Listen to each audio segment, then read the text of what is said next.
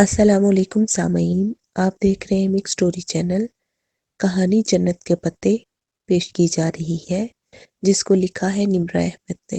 International Islamic university ویسے ہی خوبصورت اور پرسکون تھی جیسے وہ چھوڑ کر گئی تھی۔ لہلہاتا سبزہ کشادہ سڑکیں اور کیمپس کے سرخ اینٹوں والے بلاکس۔ کیمپس میں رش بہت کم تھا۔ وہ بنا کچھ دیکھے سیدھی ڈاکٹر ابراہیم حسن کے آفس آئی تھی۔ خوش قسمتی سے اسے ان کا نمبر مل گیا تھا، اور چونکہ وہ ان کی ایک اچھی اسٹوڈنٹ تھی، اسی لیے انہوں نے ملاقات کا وقت طے کر لیا۔ السلام علیکم سر۔ اجازت ملنے پر ان کے آفس میں داخل ہوتے ہوئے وہ بولی۔ وہ معمر مگر پروقار سے استاد تھے۔ مسکراتے ہوئے اس کے لیے اٹھے اور وعلیکم السلام کہتے ہوئے سامنے کرسی کی طرف اشارہ کیا۔ بہت شکریہ، آپ نے ٹائم دیا۔ میں کچھ پریشان تھی، سوچا آپ سے ڈسکس کر لوں، شاید کوئی حل نکل آئے۔ کرسی کھینچتے ہوئے اس نے وہی بات دہرائی جو فون پر کہی تھی۔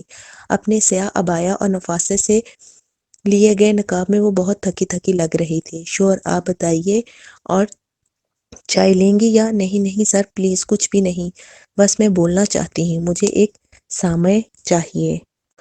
انہوں نے سمجھ کر سر ہلایا۔ وہ منتظر تھے۔ حیا ایک گہری سانس لے کر ٹیک لگا کر بیٹھی، کونیاں کرسی کی ہتھیلی پہ رکھے ہتھیلیاں ملائے وہ پلیٹینم کی انگوٹھی انگلی میں گھماتے ہوئے کہنے لگی، میں جانتی ہوں کہ ایک مسلمان کا بہترین ساتھی قرآن ہوتا ہے، اور اسے اپنی تمام کنسولیشن اللہ تعالیٰ سے لینی چاہیے، اپنا مسئلہ صرف اللہ کے سامنے رکھنا چاہیے۔ لیکن اگر یہی کافی ہوتا تو اللہ تعالیٰ سورہ عصر میں یہ نہ فرماتا کہ انسان خسارے میں ہے سوائے ان کے جو ایمان لائے اور اچھے کام کیے، اور ایک دوسرے کو حق کی تلقین کی، اور ایک دوسرے کو صبر کی تلقین کی۔ سر، یہ جو وتواصو بالصبر ہوتا ہے نا، یہ بندے کو بندے سے ہی چاہیے ہوتا ہے، خصوصاً تب جب دل میں مکڑی کے جالے بن جائیں۔ انہوں نے اس بات میں سر ہلایا۔ کرسی پہ قدرے آگے ہو کر بیٹھے وہ بہت توجہ سے اسے سن رہے تھے۔ آپ مجھے جانتے ہیں، آپ کو معلوم ہے میں ہمیشہ سے ایسی نہیں تھی۔ میرے لیے دین کبھی بھی لائف سٹائل کا حصہ نہیں رہا تھا، پھر بھی میں ایک بری لڑکی کبھی بھی نہیں تھی۔ ہر انسان اپنی کہانی خود سناتے ہوئے خود کو تھوڑا مارجن دے دیا کرتا ہے، شاید میں بھی دے رہی ہوں۔ پھر بھی میں بے شک حجاب نہیں لیتی تھی، مگر لڑکوں سے بات نہیں کرتی تھی۔ میری کسی لڑکے سے خفیہ دوستی نہیں تھی۔ میں دکاندار سے پیسے پکڑتے ہوئے بھی احتیاط کرتی تھی کہ ہاتھ نہ چھوئے۔ میرا نکاح بچپن میں ہوا تھا، اور میں اتنی وفادار تھی کہ اگر کبھی کسی لڑکے سے یوں ملی تو اسی نکاح کو بچانے کے لیے۔ وہ کہہ رہی تھی، اور ہر لفظ اس سے تکلیف عیاں تھی۔ دل میں چبھے کانٹے اتنی اذیت نہیں دیتے جتنا ان کو نوچ کر نکالنے کا عمل اذیت دیتا ہے۔ پھر میں باہر چلی گئی۔ وہاں بھی دین میرے لیے اتنا آسان ہی تھا کہ میلاد اٹینڈ کیا اور ٹاپ کیپی میں متبرکات دیکھ کر سر ڈھانپ لیا، بس ثواب مل گیا، پھر جو چاہے کرو۔ مگر پھر میں نے محسوس کیا کہ میری عزت نہیں ہے۔ میں نے خود کو بے عزت اور رسوا ہوتے دیکھا۔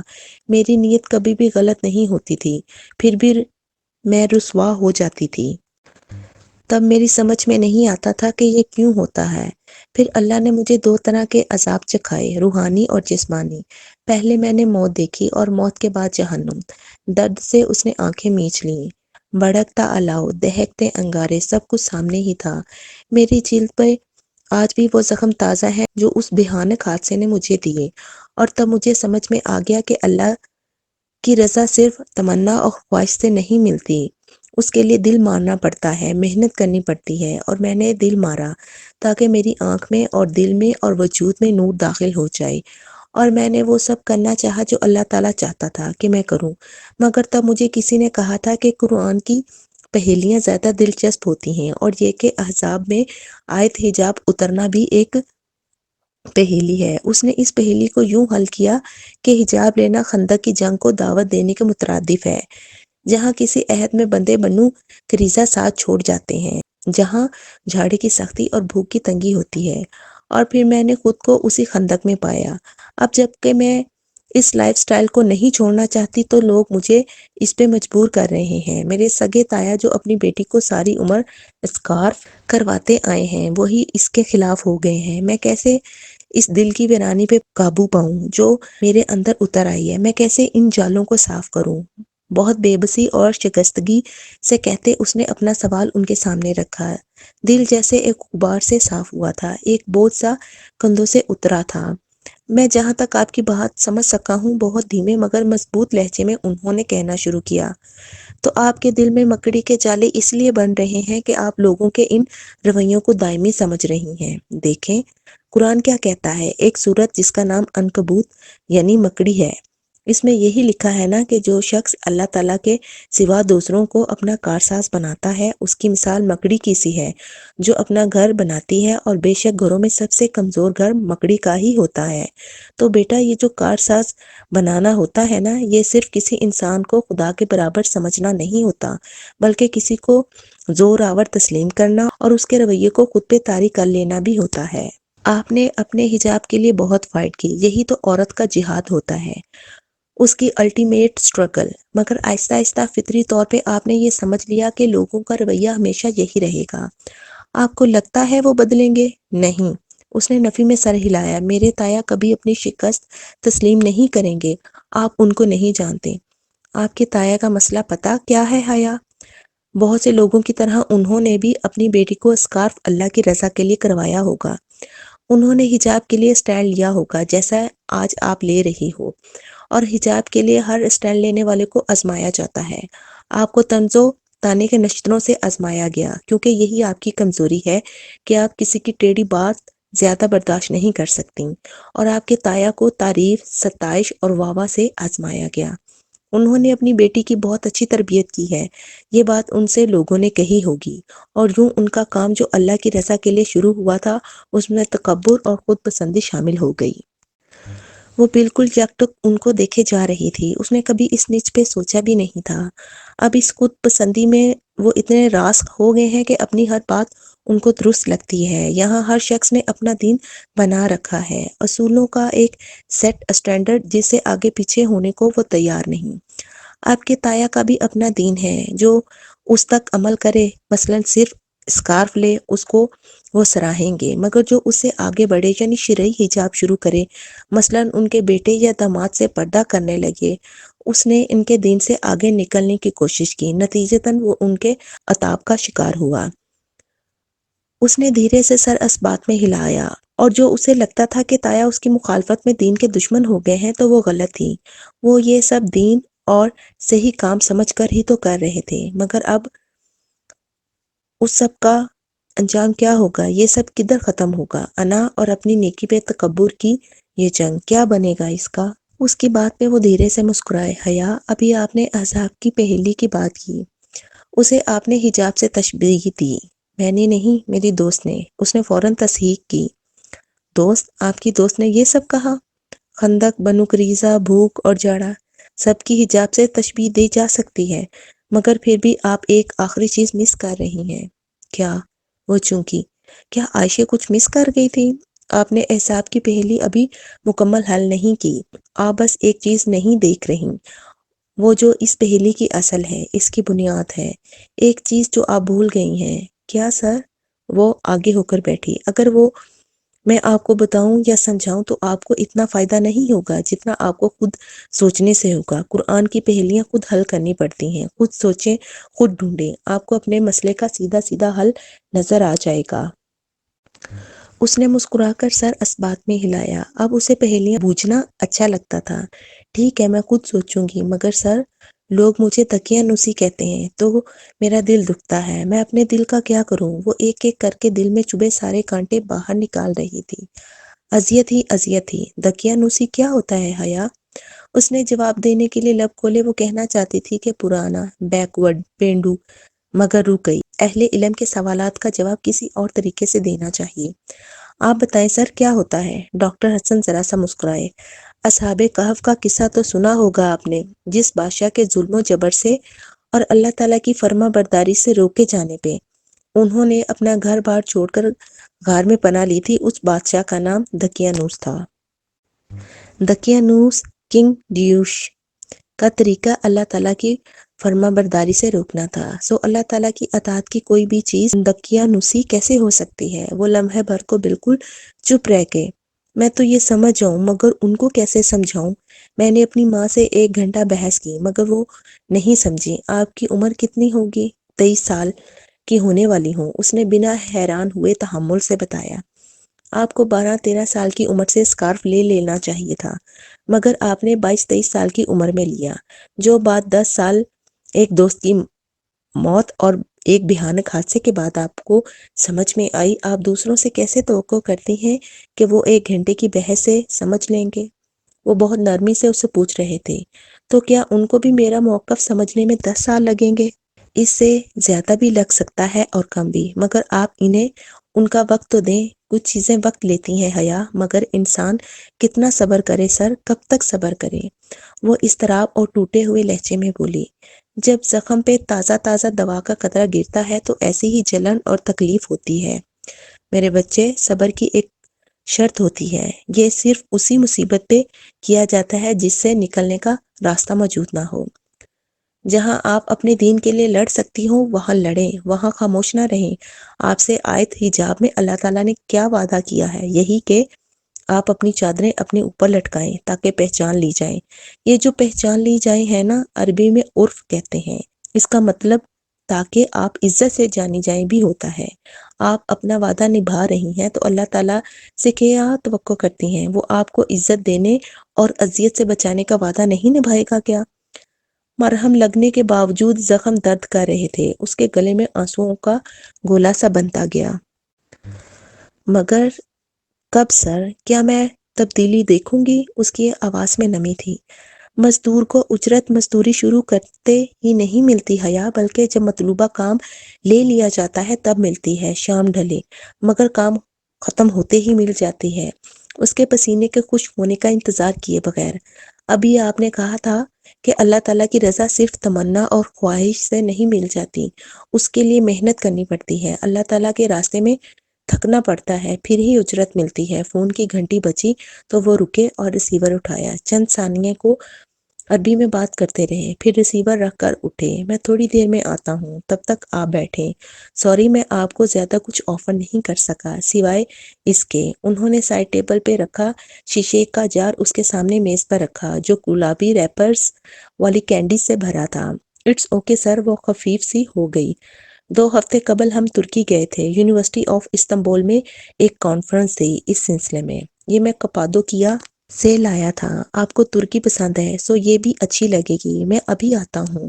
وہ مسکرا کر بتاتے چند کتابیں اٹھائے جن میں سر فہرست ہولی بائبل تھی، باہر نکل گئے۔ اس نے بھیگی آنکھیں رگڑی اور پھر مسکرا کر جار کھولا، اندر ہاتھ ڈال کر 2 کینڈیز نکالیں، گلابی ریپر اتار کر کینڈی منہ میں رکھی، پھر ریپر کو الٹ پلٹ کر دیکھا۔ اس پہ کوئی عجیب و غریب سا غار بنا تھا۔ جو بھی تھا، اس نے دوسری کینڈی اور ریپر پرس میں ڈال دیے۔ ترکی سے متعلقہ ہر چیز سے اسے بہت پیار تھا۔ کینڈی کو اپنے منہ میں محسوس کرتے اس نے گردن موڑ کر بند دروازے کو دیکھا جہاں سے ابھی ابھی سر باہر گئے تھے۔ کچھ لوگ صرف دین کی وجہ سے آپ کے کتنے قریب آ جاتے ہیں نا۔ صبح آفس جانے سے قبل وہ ڈائننگ ٹیبل پر جلدی جلدی ناشتہ کر رہی تھی۔ کل سے اس کا دل اتنا پرسکون تھا کہ کوئی حد نہیں۔ کبھی کبھی انسان کا اپنا بوجھ بانٹ لینا چاہیے، مگر صحیح بندے کے ساتھ اور صحیح وقت پہ۔ نور بانو، فاطمہ قریب ہی کچن میں کھڑی نور بانو کو ہدایات دے رہی تھی۔ آبدہ بھابی اور سحرش دوپہر کے کھانے پہ یہیں ہوں گی، تم لنچ کی تیاری ابھی سے شروع کر دو۔ یوں کرنا کہ جوس کا گلاس لبوں سے لگاتے ہوئے وہ ٹھہر گئی۔ یہ آبدہ چچی اور سحرش کے چکر ان کے گھر بڑھ نہیں گئے تھے؟ پرسوں ہی تو وہ آئی تھیں اور پھپھو کے لیے ایک بہت قیمتی جوڑا بھی لائی تھیں، آج پھر آ رہی تھیں، کیوں بھلا؟ اماں، کرسی سے اٹھ کر ٹیشو سے ہاتھ صاف کرتے ہوئے اس نے فاطمہ کو آتے دیکھا تو پکار لیا، چچی کیوں آ رہی ہیں؟ ابا سے ملنے؟ نہیں، تمہاری پھپھو کے ساتھ شاپنگ پہ جانا چاہتی ہے۔ سحرش کے کالج میں کوئی فنکشن ہے، اسے آئرش طرز کی دلہن بننا ہے، وہ اس کے لیے کوئی خاص ڈریس بنوانا چاہتی ہے۔ سبین کو تجربہ ہے نا کپڑوں وغیرہ کا، اس لیے۔ اچھا۔ وہ اچھمبے سے عبایا پہننے لگی۔ پہلے تو سحرش کسی سے مشورے نہیں لیتی تھی، اب کیوں؟ اور پھپھو ہی کیوں؟ یا پھر وہ جہان سکندر بنتی جا رہی تھی؟ ہر ایک پہ شک کرنا، اف۔ وہ نقاب کی پٹی سر کے پیچھے باندھ کر باہر نکل آئی۔ خیر جو بھی ہے، اسے آتا دیکھ کر ڈرائیور نے فوراً پچھلی نشست کا دروازہ کھولا۔ وہ اندر بیٹھنے لگی تھی کہ حیا ایرن کی آواز نے اسے چونکایا۔ وہ بیٹھتے بیٹھتے رکی اور حیرت سے پلٹی۔ ارم سامنے ہی کھڑی تھی، سر پہ دوپٹہ لیے، آنکھوں تلے ہلکے، چہرے پہ سنجیدگی۔ ارم، اسے حیرت ہوئی۔ ارم چلتی ہوئی اس کے سامنے آئی۔ بات کرنی تھی تم سے۔ پھر اس نے ڈرائیور کو دیکھا۔ تم باہر جاؤ۔ وہ جیسے اسی جگہ پہ بات کرنا چاہتی تھی۔ ڈرائیور فوراً تابعہ داری سے وہاں سے ہٹ گیا۔ بتاؤ کیا بات ہے؟ اس نے نرمی سے پوچھا۔ ارم چند لمحے اسے سنجیدگی سے دیکھتی رہی، پھر دھیرے سے بولی، اس روز میں نے جو سنا وہ وہاں جا کر بتا دیا ہے، صرف اس لیے کہ مجھے تم پہ غصہ تھا، کیونکہ تم نے بھی میرا پردہ نہیں رکھا تھا۔ ارم، اگر تم نہ بھی بتاتی اور مجھ سے کوئی پوچھتا کہ وہ کیوں گیا ہے تو میں خود ہی بتا دیتی۔ جہاں تک بات ہے میری، مجھے تایا نے رات کے 3 بجے فون کر کے پوچھا تھا کہ میرے پاس کوئی دوسرا نمبر ہے یا نہیں۔ اگر تم نے مجھ پر بھروسہ کیا ہوتا تو میں بھی تم پہ بھروسہ کرتی کہ تم مجھے پھنسواؤ گی نہیں۔ وہ گاڑی کے کھلے دروازے کے ساتھ ہی کھڑی بہت پرسکون سے کہہ رہی تھی۔ ارم چند لمحے لب کاٹتی رہی، پھر نفی میں سر ہلایا۔ مگر میں نے اس دن زیادتی کر دی تمہارے ساتھ۔ I am sorry for that. مجھے یہ نہیں کرنا چاہیے تھا۔ حیا نے باغور اسے دیکھا۔ وہ نادم تھی یا اس کے پیچھے کوئی اور مقصد تھا؟ البتہ اس کا دل پسیجنے لگا تھا۔ کوئی بات نہیں، کیا فرق پڑتا ہے؟ فرق تو پڑتا ہے نا۔ اس وقت سے آبدہ چچی پھپھو کے پیچھے پڑی ہیں کہ تمہارا پتہ صاف ہو اور وہ جہان کے لیے سحرش کی بات چلا سکیں۔ کیا؟ وہ چونکی۔ اس کی آنکھوں میں حیرت ابھری۔ ہاں، اس لیے تو روز ہی پھپھو کے پاس آئی بیٹھی ہوتی ہیں۔ کیا تم نہیں جانتی؟ اب کے ارم کو حیرت ہوئی۔ حیا نے بامشکل شانے اچکائے۔ جو بھی ہے، مجھے ان باتوں سے فرق نہیں پڑتا، اس نے بظاہر لاپرواہی سے کہا۔ البتہ اس کا دل اتل پتل ہو رہا تھا۔ مگر خیر۔ ارم نے گہری سانس لی، لمحے بھر کو خاموش رہی، پھر بولی، کیا مجھے تمہارا فون مل سکتا ہے؟ مجھے ایک کال کرنی ہے بس۔ اس کا لہجہ ملتجی نہیں ہوا بلکہ ہموار رہا۔ بس مجھے اس قصے کو ختم کرنا ہے، بس اسے خدا حافظ کہنا ہے۔ تو یہ بات تھی۔ حیا نے گہری سانس اندر کو کھینچی۔ ارم نے جسے بھی فون کرنا تھا وہ اسے لینڈ لائن یا کسی بھی طرح، ماں بھابھی کسی کا بھی فون لے کر کر سکتی تھی، مگر غالباً وہ پہلے پکڑی گئی ہوگی یا پھر سختی بڑھ گئی تھی، تبھی وہ خطرہ مول نہیں لیتی تھی۔ ٹھیک ہے، مگر بہتر ہے کہ تم میرا فون استعمال مت کرو۔ الہی بخش، اس نے دور کھڑے ڈرائیور کو آواز دی۔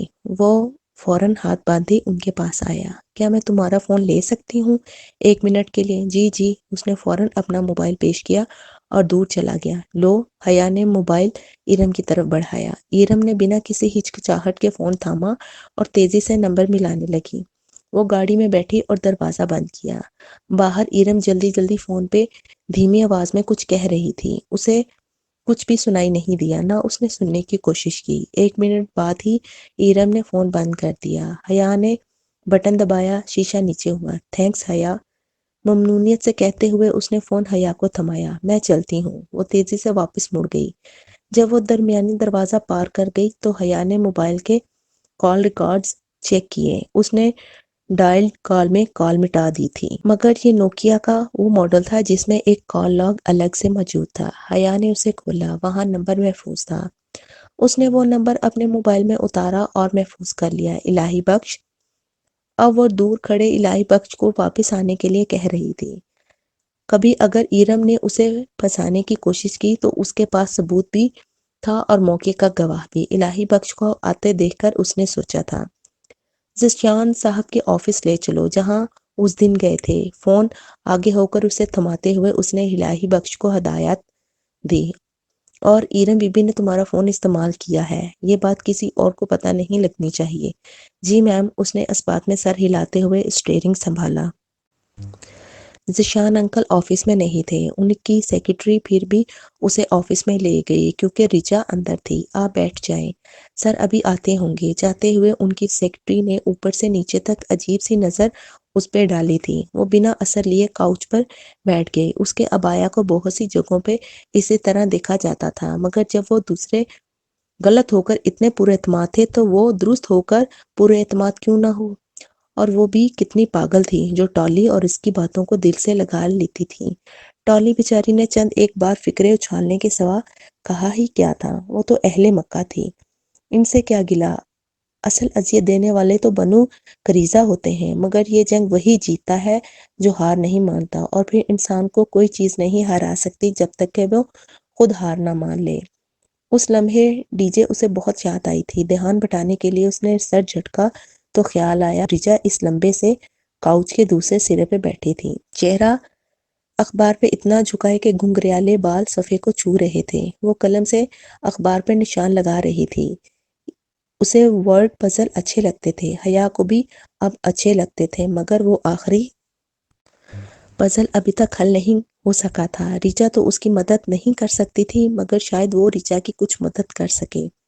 ریچا کیا کر رہی ہو؟ وہ نرمی سے کہتی اٹھ کر اس کے قریب آ بیٹھی۔ ریچا نے آہستہ سے سر اٹھایا، خالی خالی نظروں سے اسے دیکھا اور پھر اخبار اس کے سامنے کیا۔ اس کی حرکات بہت آہستہ تھیں۔ اسے بچی پہ بہت ترس آیا، مگر پھر سوچا وہ کیوں ترس کھا رہی ہے؟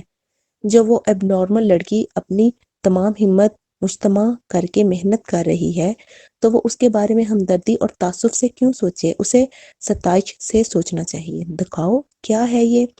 اس نے وہ پرانا مڑا توڑا ہوا اخبار ریچا کے ہاتھ سے لیا۔ ایک ہی پزل پہ وہ کافی دن سے لگی ہوئی تھی، شاید اس لیے وہ جگہ کافی خستہ حال لگ رہی تھی۔ ذیشان انکل یقیناً اپنی محبت میں سمجھتے تھے کہ ریچا یہ پزل حل کر لے گی، ورنہ وہ شاید ذہنی طور پہ کافی پیچھے تھی۔ تم سے یہ حل نہیں ہو رہا؟ اس نے پیار سے پوچھا۔ ریچا نے دھیرے سے نفی میں سر ہلایا۔ ایک ثانیے کو اسے بے اختیار بہار گل یاد آئی۔ اچھا یہ دیکھو، یہ جو لفظ ہے نا، یہ ایک ایناگرام ہے۔ ایناگرام یوں ہوتا ہے جیسے کسی لفظ کے حروف آگے پیچھے کر دو تو نیا لفظ بن جائے، جیسے سائلنٹ کے حروف عدل بدل کر دو تو لسن بن جاتا ہے۔ کہتے ہیں ایناگرام میں بہت حکمت اور دانائی چھپی ہوئی ہے۔ اب یہ پہلا لفظ دیکھو، وہ اخبار سے پڑھ کر بتانے لگی۔ یہ لکھا ہے ٹرائی ہیرو پارٹ، یہ کسی مووی کا نام ہے۔ تمہیں بتانا ہے کہ اس کے حروف عدل بدل کرو تو کس مووی کا نام بنتا ہے، ٹھیک؟ ریچا نے کچھ نہیں کہا، وہ بنا تاثر کے خالی خالی نظروں سے حیا کو دیکھتی رہی۔ حیا نے چند ثانیے غور سے دیکھا اور پھر اس کی سمجھ میں آ گیا کہ ٹرائی ہیرو پارٹ کے حروف کی جگہ آگے پیچھے کرنے سے کیا بنتا ہے۔ ہیری پوٹر، دیکھو اس سے ہیری پوٹر بنتا ہے، اب یہاں لکھو ہیری پوٹر۔ اس نے اخبار ریچا کو تھمایا۔ ریچا نے دھیرے سے گردن اثبات میں ہلائی اور بہت آہستگی سے ایک ایک حرف خالی جگہ پہ اتارنے لگی۔ اب یہ اگلا مجموعہ دیکھو، اولڈ ویسٹ ایکشن، اس سے کسی مشہور ایکٹر کا نام بنتا ہے جو پرانی انگریزی ایکشن فلموں میں کام کیا کرتا تھا۔ کیا ہو سکتا ہے؟ وہ ان 3 الفاظ کو دیکھتے ہوئے سوچ میں پڑ گئی۔ ذیشان انکل کے پاس وہ کس کام سے آئی تھی اسے سب بھول چکا تھا۔ او ہاں، کلٹ ایسٹ وڈ۔ وہ ایک دم چونکی، بہت ہی دلچسپ پزل تھا۔ ویسے میں تمہیں چیٹنگ کروا رہی ہوں، یہ غلط بات ہے۔ چلو اب تم باقی خود سولو کرو، بس تمہیں ان الفاظ کے حروف کی جگہوں کو عدل بدل کرنا ہے جیسے میں نے کیا تھا، پھر تم نئے الفاظ بنا سکو گی، ٹھیک؟ بات ختم کرنے سے قبل ہی اس کا ذہن اپنے اس آخری پزل کی طرف بھٹک گیا۔ سویپ کرنے کا بھی یہ مطلب ہوتا ہے نا؟ کیا وہ کوئی ہنٹ تھا کہ اسے حروف کی جگہ کو سویپ کرنا ہے اور کوئی نیا لفظ بنانا ہے؟ مگر وہ کل 12 حروف تھے اور پاس ورڈ تو 8 حرفی ہونا چاہیے تھا، پھر وہ اس سے کیا بنا سکتی تھی؟ ایک دم وہ بے چینی سے اٹھ کھڑی ہوئی۔ ہو سکتا ہے وہ 2 الفاظ کوئی ایناگرام ہی ہوں۔ ایناگرام کے ذریعے کوڈز لکھنا تو بہت قدیم طریقہ ہے، یہ ہر دور میں استعمال ہوتا رہا ہے۔ فلسفے میں، آرٹ، فکشن، جاسوسی، ہر چیز میں کہیں نہ کہیں ایناگرام کا ایک کردار ہوتا تھا۔ اسے پہلے یہ خیال کیوں نہیں آیا بھلا؟ فلیش ڈرائیو اس کے پاس پرس میں ہی تھا، مگر اسے اس کو صرف اپنے لیپ ٹاپ میں لگانا چاہیے، اور ابھی بھی وہ کام اسے کرنا تھا۔ ذیشان انکل سے وہ بعد میں مل لے گی، ابھی اسے اپنے آفس پہنچنا تھا جہاں تنہائی میں وہ یہ کام کر سکے۔ باہر سیکرٹری کو بتا کر ریچا کو بائی کہہ کر وہ تیزی سے باہر آئی تھی۔ گاڑی میں ہی اس نے اپنے موبائل سے گوگل آن کیا اور ایک ایناگرام فائنڈر ویب سائٹ کھول لی تاکہ وہ دیکھ سکے سائٹ سٹور سے کتنے ممکنہ الفاظ بن سکتے ہیں۔ 5483 مجموعات۔ نتیجہ دیکھ کر اس نے گہری سانس لی۔ اب ان میں سے کون سا درست ہو سکتا ہے بھلا؟ خیر، وہ ان تمام الفاظ کو دیکھتی ہے۔ شاید کچھ مل جائے۔ پہلا مجموعہ تھا پاسٹی پاؤڈرز۔ اس نے خفگی سے نفی میں سر ہلایا۔ Try swiped, so try swiped. وہ ان عجیب و غریب مجموعات سے نظر گزارتی تیزی سے موبائل اسکرین کو انگلی سے اوپر نیچے کر رہی تھی کہ ایک مجموعہ الفاظ پر ٹھہر گئی۔ سٹورز سویپس کے حروف کو آگے پیچھے کرنے سے بننے والے یہ دو الفاظ تھے، ٹائپ پاسورڈ۔ ٹائپ پاسورڈ، اس نے اچنبھے سے دہرایا، یعنی کہ پاسورڈ ٹائپ کرو، کیا مطلب؟ اور پھر روشنی کے کسی گھوندے کی طرح وہ اس کے دل و دماغ کو روشن کر گیا۔ پاسورڈ، پاسورڈ میں پورے 8 حروف ہوتے ہیں۔ ٹائپ پاسورڈ کا مطلب یہ نہیں تھا کہ وہ کوئی خفیہ لفظ ٹائپ کرے، بلکہ اس کا مطلب یہ تھا کہ وہ لفظ پاسورڈ ہی ٹائپ کر دے۔ لفظ پاسورڈ، جو آج بھی دنیا میں سب سے زیادہ استعمال ہونے والا پاسورڈ ہے۔ لاکھوں ای میل ہولڈرز کا پاسورڈ آج بھی یہی لفظ پاسورڈ ہے۔ دنیا کا سب سے کامن، سب سے آسان پاسورڈ۔ اس نے موبائل بند کیا اور پرس میں ڈالا۔ تیز چلاؤ الہی بخش، وہ بے چینی سے بولی۔ اپنے آفس پہنچنے کی اتنی جلدی اسے پہلے کبھی نہیں ہوئی تھی۔ میں آفس جا رہی ہوں، مگر پلیز میں کسی سے نہیں ملنا چاہتی، سو مجھے کوئی ڈسٹرب نہیں کرے گا، ٹھیک؟ ابا کی سیکرٹری کو حکمیہ لہجے میں کہتے ہوئے وہ آگے بڑھ گئی۔ آفس مقفل کرنے اور نقاب اتارنے کے بعد اس نے لیپ ٹاپ کھول کر میز پر رکھا اور پرس سے مخملی ڈبی نکالی۔ اس کا دل زور زور سے دھڑک رہا تھا۔ اندر سیاہ فلیش ڈرائیو ویسے ہی رکھی تھی۔ اس نے اسے باہر نکالا اور ڈھکن کھول کر ساکٹ میں ڈالا۔ چند لمحوں بعد اسکرین پر 8 چوکٹے اس کے سامنے چمک رہے تھے۔ کی بورڈ پر انگلیاں رکھ کر اس نے لمحے بھر کو آنکھیں بند کر کے گہری سانس اندر کھینچی اور پھر آنکھیں کھولی۔ اگر وہ غلط ہوئی تو وہ اس فائل کو کھو دے گی، مگر اسے یقین تھا کہ پاسورڈ ہی وہ لفظ تھا جو اسے اس فائل میں داخل کر دے گا۔ ٹھنڈی پڑتی انگلیوں سے اس نے ٹائپ کیا، PASSWORD، اور انٹر پر انگلی رکھ دی۔ چند لمحے خاموشی چھائی رہی، پھر ہرا سگنل چمکا، ایکسیسڈ گرانٹڈ۔ پاسورڈ درست تھا۔ یا اللہ، وہ خوش ہو یا حیران، اسے سمجھ نہیں آ رہا تھا، مگر دل کی دھڑکن مزید تیز ہو گئی تھی۔ اسکرین پہ اب وہ فائل کھل رہی تھی۔ اس کے لیے جو پروگرام کمپیوٹر نے کھولا وہ ونڈو میڈیا پلیئر تھا۔ Media player? اس نے اچنبھے سے اسکرین کو دیکھا۔ اس کا مطلب تھا کہ وہ فائل کوئی ویڈیو یا آڈیو تھی۔ اس کا پہلا خیال اپنی اور ایرن کی ویڈیو کی طرف گیا تھا، داور بھائی کی مہندی کی، مگر اسے زیادہ سوچنے کا موقع نہیں ملا۔ وہ کوئی ویڈیو تھی اور شروع ہو چکی تھی۔ اس کے پہلے منظر پر نظر پڑتے ہی حیا سلیمان کا سانس رک گیا۔ اسے لگا وہ کبھی ہل نہیں سکے گی۔ اللہ اللہ، یہ کیسے؟ وہ سفید پڑتا چہرہ لیے اسکرین کو دیکھ رہی تھی۔ جو کام نپٹا کر اسے بہار گل سے نپٹنا تھا وہ کام ابھی نہیں ہوئے تھے، مگر وہ جانتا تھا کہ آج دوپہر سے اچھا موقع اسے حلیمہ سلیمان کے گھر جانے کا نہیں ملے گا، اس لیے وہ ادھر آ گیا تھا۔ حلیمہ آنٹی نے دروازہ کھولا تو وہ سامنے ہی کھڑا تھا، سوٹ میں ملبوس، وہی گلاسy جیل سے پیچھے کیے بال اور عبدالرحمن کے ماتھے کے مخصوص بل۔ عبدالرحمن، آ جاؤ، وہ خوشگوار حیرت سے کہتے ہوئے ایک طرف ہوئیں۔ سفیر کدھر ہے حلیمہ؟ بے تاثر اور سپاٹ انداز میں پوچھتے ہوئے اس نے قدم اندر رکھا۔ یہ تو طے تھا کہ وہ لوگوں کو کبھی ریلیشن شپ ٹائٹل سے نہیں بلایا کرتا تھا، صرف ان کے پہلے نام لیا کرتا تھا۔ ہوٹل میں ہوگا، کال کروں اسے؟ نہیں، آپ اسے کال نہیں کریں گی۔ اور بہارے؟ اس نے ایک لفظی استفسار کیا۔ جتنا حلیمہ عثمان اسے جانتی تھی وہ بھانپ گئی کہ وہ بہت برے موڈ میں تھا۔ وہ اندر اسٹڈی روم میں بیٹھی ہے، بہت اداس ہے، انہوں نے ملال سے بتایا۔ شاید اس کا دل نرم کرنے کی کوشش کی، حرکتیں جو ایسی ہیں اس کی۔ وہ بے حد غصے سے کہتے ہوئے لمبے لمبے ڈنگ بھر کر اسٹڈی روم کی طرف بڑھ گیا۔ بنا دستک کے دروازہ دھکیلا تو کرسی پر بیٹھی بہار گل نے چونک کر سر اٹھایا۔ پورے گھنگریالے بالوں کی پونی بنائے لمبے فراک میں ملبوس وہ واقعی غمزدہ لگ رہی تھی۔ اسے دیکھ کر اس کی آنکھیں چمک اٹھیں۔ عبدالرحمن، عبدالرحمن، وہ کرسی سے اٹھی اور میز کے نیچے سے گھوم کر سامنے آئی۔ بہارے کا پھول جیسا چہرہ کھل اٹھا تھا۔ بہت اچھا لگتا ہے تمہیں دوسروں کو اذیت دینا؟ وہ اتنے غصے سے بولا تھا کہ وہ وہیں رک گئی، چہرے کی جوت بجھ سی گئی۔ میں تمہارے لیے کیا نہیں کرتا اور تم بدلے میں میرے مسائل بڑھانے پہ تلی ہو۔ تم میری دشمن ہو یا دوست؟ اس کی بڑی بڑی بری آنکھوں میں نمی اتر آئی۔ تم مجھ سے ناراض ہو عبد الرحمن؟ نہیں نہیں، میں تم سے بہت خوش ہوں۔ اتنا پیسہ خرچ کر کے اتنی مشکل سے میں نے تمہارے لیے پاسپورٹ بنوایا تھا، نئی شناخت، نیا گھر، نئی زندگی، مگر تم نے اسے جلا دیا۔ وہ اتنی برہمی سے جھڑک رہا تھا کوئی حد نہیں۔ بہار خفگی سے سر جھکائے واپس کرسی پر جا بیٹھی۔ مجھے نیا گھر نہیں چاہیے۔ اگر میں چلی جاتی تو تمہاری مدد کون کرتا؟ میں نے تم سے مدد کا وعدہ کیا تھا نا۔ تمہیں میری ضرورت ہے، میں اس لیے نہیں گئی۔ چند لمحے بعد سر اٹھا کر بہت سمجھداری سے اس نے سمجھایا۔